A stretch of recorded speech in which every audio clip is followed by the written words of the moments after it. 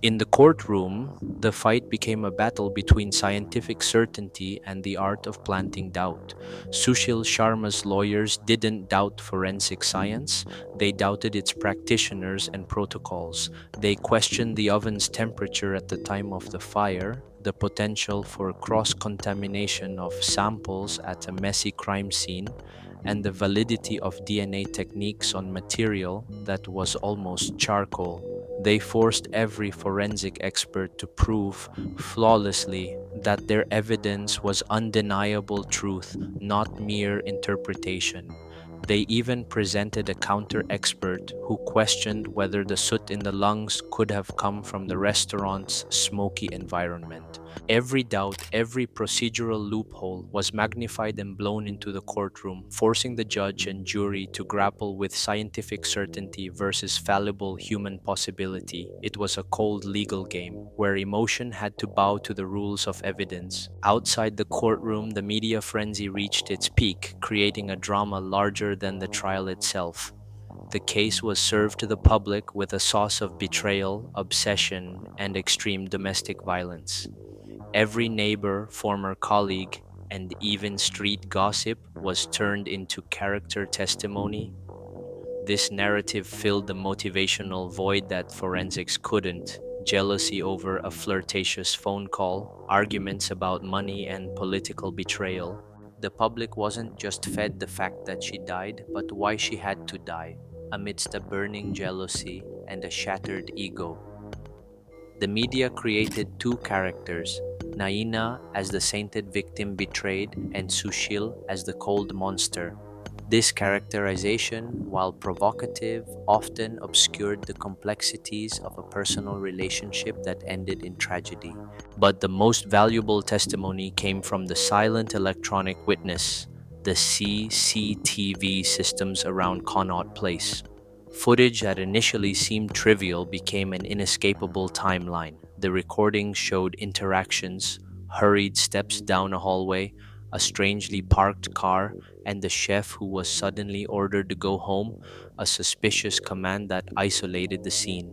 When the technical forensic data, DNA, ballistics, soot, was synchronized with the CCTV timeline, the framework of Sushil Sharma's actions was revealed, from the argument in the hotel room to the desperate attempt to erase the victim's existence in the oven. The footage dismantled the defense's narrative of an accident. Slowly, all the pieces came together, not into a beautiful puzzle but into a mosaic of darkness. The fact that the victim was not only shot but also burned alive became an inescapable claim in the eyes of the law, proof of a malicious intent that went beyond ordinary murder. The defense tried to argue that the burning was a panicked reaction, not a plan. But the soot in Naina's lungs spoke louder than any sophisticated legal defense, locking the perpetrator's motivation into one of deliberate savagery. It was psychological proof etched at a cellular level.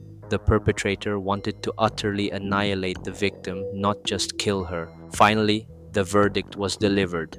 The court acknowledged the forensic truth combined with the chronological testimony.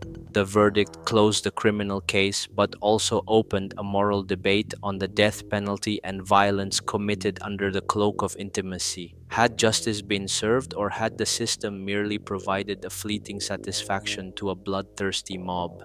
The case became a grim beacon, illuminating broader issues in India about the role of women, power, and the extent to which the law can reach crimes born in the domestic sphere. The verdict was not just the end of a case, it was the beginning of a painful social discussion about victim protection and systemic bias. Today, that oven is just cold metal. The restaurant is a haunted place, closed and forgotten by the city's busy traffic. The Naina Sahni case became an eternal case study in India's forensic archives. a warning about how far science can speak for the voiceless and the limits where science stops and humanity must take over. Forensic science tells us what happened with numbers, data, and microscopes, but it fails to measure the depth of desperation that would lead a man to use a tandoor oven as a tomb for his secrets. The impact of this case extends beyond verdicts and prisons. It forced every citizen of Delhi to reflect on the darkness that can hide behind the facade of a perfect relationship.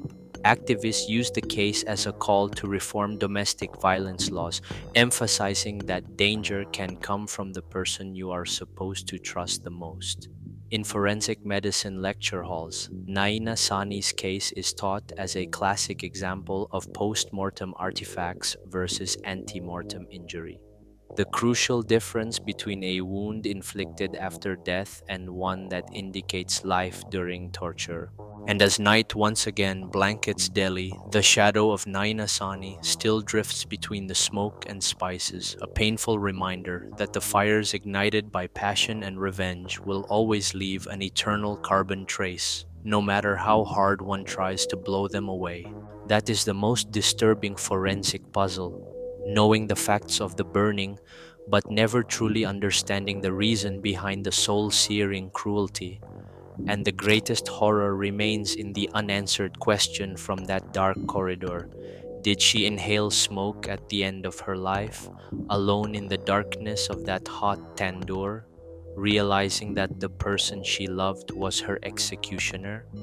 That is the burden of this story, which will continue to haunt Delhi's collective memory. We have the scientific truth, but the emotional truth remains buried in the ashes. The story of Naina Sahni is a tragic reminder of the darkness that can hide in plain sight. What do you think is the most horrifying part of this case? The forensic evidence of soot in her lungs or the burning motive of jealousy? Write your thoughts in the comment section below. If you are interested in other dark case files we plan to open from the archives, don't forget to subscribe to Underworld Archive 9 and turn on the notification bell. Thank you for watching.